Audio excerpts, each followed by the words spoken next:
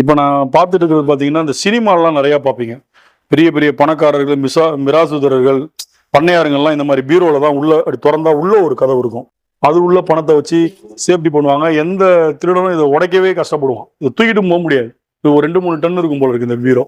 அதே போல பார்த்தீங்கன்னா, இது வந்து இந்த டச்சுக்காரர்கள் புகை பிடிப்பதற்கான ஒரு முக்கியமான ஒரு கருவி. இது சலங்கை, காலில் கட்டி நடனம் ஆடுறதுக்கான சலங்கை அந்த காலத்தில் யூஸ் பண்ணது. எடைக்கற்கள் இதெல்லாம் பார்த்தீங்கன்னா கீழே உள்ளது. இதெல்லாம் வந்து அந்த தராசு எடை. இப்பெல்லாம் எல்லாம் கம்ப்யூட்டர் எடை அந்த இடம்னு வந்துருச்சு. நிறைய பேருக்கு இந்த தராசு கல் வச்ச எடைன்றதே இந்த ஜென்ரேஷனுக்கு தெரியாமையே போயிருச்சு. அந்த மாதிரி உள்ள எடைகள். இது வந்து மண்ணெண்ணெய்ன்னு வாங்க, கிருஷ்ணாயில் அளந்து ஊத்துறது, பல பொருட்கள் அளந்து ஊத்துறது. அதுதான் இப்பெல்லாம் கிலோ கணக்கில் போட்டு கையில் கொடுத்துட்றாங்க, பாக்கெட்டில் கொடுத்துட்றாங்க. கீழே உள்ளது பார்த்தீங்கன்னா தராசுக்கள், சங்கு. இது வந்து அந்த டச்சுக்காரர்கள் அவங்க மேஜையில் அழகு பொருட்களாக வைக்கக்கூடிய பொருட்கள். இதெல்லாம் பார்த்தீங்கன்னா இந்த இது எல்லாமே இதெல்லாம் வந்து விற்பனைக்கு வச்சிருக்கிறாங்கன்னு நினைக்கிறேன்.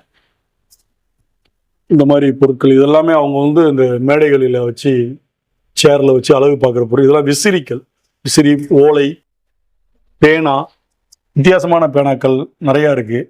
பார்த்தீங்கன்னா அதாவது இங்கில் தொட்டு எழுதுகிற பேனாக்கள் இருக்குது, காயின்னு, இப்படி அரிய இதெல்லாம் சில விஷயங்கள்லாம் நானே பார்த்ததில்லை.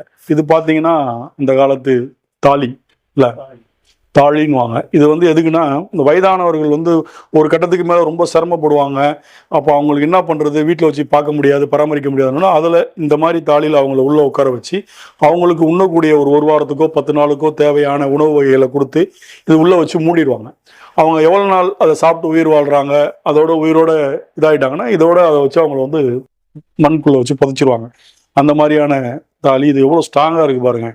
10-20 பேர் சேர்ந்து தூக்கினா கூட தூக்க முடியாது, அவ்வளோ வெயிட்டாக இருக்கு. இதெல்லாம் வந்து தண்ணீர் குடங்கள் மாதிரி குடிக்கிறதுக்காக எடுத்துட்டு வர தண்ணீர் குடங்கள். இது பெண்கள் இது தண்ணீர் குடமே கிட்டத்தட்ட ஒரு 5 கிலோ இருக்கும் போல இருக்கு. இதுல தண்ணியை வேற எப்படி தூக்கிட்டு வராங்கன்னு தெரியல. ரொம்ப ஒரு சந்தோஷமான விஷயமா இருக்கு இந்த மியூசியம் உள்ள வந்தது. வந்து பார்த்ததுல நானே பிரமிச்ச விஷயங்கள் நிறைய இருக்கு. என் வயதில் பார்த்த பொருட்களும் நான் பார்க்காத பொருட்களையுமே இங்க நான் பார்த்ததுல எனக்கு மிகப்பெரிய சந்தோஷம். இது அடுத்த ஜென்ரேஷன் பார்க்கும்போது அவங்களுக்கு பெரிய ஒரு அட்வான்டேஜா இருக்கும். இந்த மாதிரி விஷயங்கள்லாம் இருந்திருக்கு அப்படின்னு நினைக்கும் போது அவங்களுக்கு ஒரு ஊண்டுதலா இருக்கும். நம்ம மீண்டும் ஒரு மிகப்பெரிய ஒரு அடுத்த கட்ட எபிசோட்ல டேனிஷ் கோட்டையை பத்தி இன்னும் முழு விரிவாக 2-3 எபிசோடுகள் தொடர இருக்கிறது. அதை நம்ம பார்ப்போம். இப்போ டேனிஷ் கோட்டையை ஃபுல்லாக சுற்றிட்டு வெளியில் வந்தாச்சு. ரொம்ப டயர்டாக இருக்குது. அக்காட்ட வந்து என்ன ஸ்பெஷல்னு கேட்டால் இங்கே வெள்ளரிக்காவும் மாங்காவும் வேறு லெவலில் இருக்குது, கொடுத்துருக்காங்க. எப்படி இருக்குன்னு நம்ம சாப்பிட்டு பார்த்துட்டு அப்படியே கடலுக்கு போவோம். இது ஒரு சுற்றுலாத்தலமானனால பப்ளிக்கு வந்து இங்கே பார்த்தீங்கன்னா மாங்காய் ரொம்ப உடம்புக்கு நல்ல விஷயமான பொருள் தான் விற்கிறாங்க. அண்ணன் டீ விற்கிறாரு. சுக்கு காப்பி உடம்புக்கு நல்லது. இங்கே வர பப்ளிக் ஃபுல்லாக வாங்கி இதை சாப்பிட்றாங்க. நல்லாவும் இருக்குது வெள்ளரிக்காய். அந்த மாதிரி ஒரு டேஸ்டான மாங்காய், வெள்ளரிக்காய். சரி, நம்ம மாங்காய் சாப்பிட்டுட்டு அப்படியே பீச்சை நோக்கி போவோம். டேனிஷ் கோட்டையுடைய அடுத்த கட்ட ரொம்ப ஒரு அருமையான இடம் பார்த்தீங்கன்னா பீச்சு.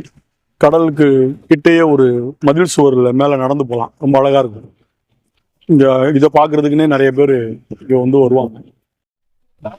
டேனிஷ் கோட்டையோட வரலாறு பலரை வந்து கவரக்கூடிய ஒரு முக்கியமான வரலாற்று சின்னமா இருக்கு.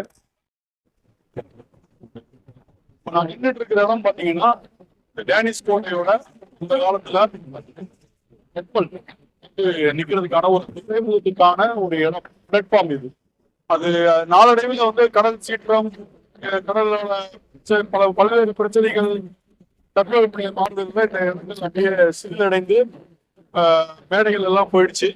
ஆனாலும் இந்த செங்கல் சுவர், மதில் சுவரை பாத்தீங்கன்னா இன்னமும் இது வந்து ஒரு மிகப்பெரிய அளவுல இன்னொரு 1000 பேர் ஏறி நின்றா கூட தாங்கக்கூடிய ஒரு முக்கியமான ஒரு சுவராகவே இருக்கு. இது வந்து கப்பல் வணிகம், அதாவது அவங்க வந்து டேனிஷ் கோட்டையில வந்து வணிகம் பண்றதுக்காக தான் இந்த கோட்டையை கட்டினாங்க. இந்த வணிகத்துக்காக கப்பல்கள் வந்து நங்கூரம் கட்டுறதுக்கான துறைமுகம், வார்ப்பு இடம் அப்படின்வாங்க, வார் இடம். அதுக்கான இந்த இடம் தான் இது. இது வந்து நாளடைவுல தான் இது இந்த மாதிரி இதாயிருக்கு. அது கடல்ல அரிச்சாலும் கூட அந்த செங்கல் எல்லாம் சிதில் அடையாம அப்படியே பாத்தீங்கன்னா இன்னும் ஒரு பிரமிடு மாதிரி இங்க இருந்து பார்க்கும்போது நமக்கு தெரியுது. பாத்தீங்கன்னா கடல் சீற்றம் தினமும் அடிச்சா கூட ஒரு பிரமிடு, அதாவது எகிப்து பிரமிடுன்னு சொல்லுவோம் இல்லையா, அந்த மாதிரி மிகப்பெரிய ஒரு ஆளுமையா அது நின்றுட்டு இருக்கு. அந்த இடத்துல தான் உங்களுக்கு நான் வந்து அதை பத்தி சொல்லிட்டு இருக்கேன். அதாவது தரங்கம்பாடி, டேனிஷ் கோட்டை, இதை பத்தி நம்ம பேசணும் அப்படின்னா நிறைய பேசலாம். அதாவது இப்போ நாங்க உங்களுக்கு சொல்லக்கூடிய விஷயங்கள் வந்து கொஞ்சம் தான், ஒரு 25% தான். இதை பத்தி அடுத்தடுத்து வரக்கூடிய மிகப்பெரிய எங்களுடைய அடுத்தடுத்த எபிசோட்ல பாத்தீங்கன்னா தரங்கம்பாடியை இதுவரை யாருமே சொல்லாத பல புதிய தகவல்கள் உங்களுக்கு நாங்கள் தர்றதுக்காக இருக்கோம். அதுக்கான முன்னோட்டமான ஒரு பதிவு தான் இப்போ நீங்க பார்த்துக்கிட்டு இருக்கிற பதிவு. அடுத்தடுத்து வரக்கூடிய எங்களுடைய அடுத்தடுத்த பதிவுல டேனிஷ் கோட்டை, தரங்கம்பாடி, இந்த கடற்கரையை பற்றிய புதிய தகவல்கள் நிறைய நீங்க பார்ப்பீங்க. அதே நேரத்தில் முக்கியமான ஒருத்தவங்களுக்கு நம்ம தேங்க்ஸ் சொல்லணும். இந்த பகுதி பேரூராட்சி, தமிழக அரசு உடைய பேரூராட்சி நிர்வாகம் வந்து ரொம்ப அழகான ஒரு கையாளுறாங்க. எல்லா இடமும் ரொம்ப நீட்டா சுத்தமா வச்சிருக்காங்க.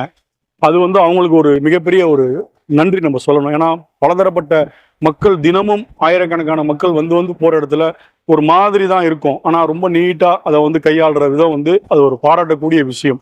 அவங்களுக்கு நம்ம வந்து மீண்டும் ஒரு முறை நம்ம பொன் டைம்ஸ் டிவி சார்பாக அவங்களுக்கு ஒரு நன்றியை நம்ம சொல்லிக்கலாம்.